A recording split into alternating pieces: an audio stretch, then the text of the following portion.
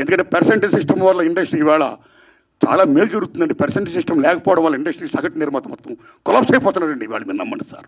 Why? Because all malls, PVRs మొత్తం ఇలాంటివన్నీ వచ్చేసిన తర్వాత సింగిల్ థియేటర్స్ ఇవాళ ఉనికి లేకుండా పోతుందండి. తెలంగాణ 500 ఉన్న సింగిల్ థియేటర్లు ఇవాళ 200 చిల్లరకు వచ్చేసాయి. ఆంధ్రప్రదేశ్ 500 పైన ఉన్న సింగిల్ థియేటర్ ఇవాళ 300 పైసలకు వచ్చాయి. సింగిల్ థియేటర్ లేకపోతే యొక్క ప్రేక్షకుల పరిస్థితి ఏమిటి? ఇవాళ మాల్స్లోని ఆటల్లోని ఇటువంటి సోకాల్డ్ థియేటర్స్లో రేట్స్ ఎంత ఉన్నాయి ఇవాళ? ఎంత పీపచ్చమైన రేట్స్. ఆడికి వెళ్ళి ఏదైనా పాప్కార్న్ తింటేనే 500 రూపాయల, డ్రింక్ 200 రూపాయల, టికెట్ మొత్తం 200, 300 ఇలాగ అనుకుంటే సగటు ప్రేక్షకుడు ఎక్కడ సినిమా చూడగలుగుతాడు?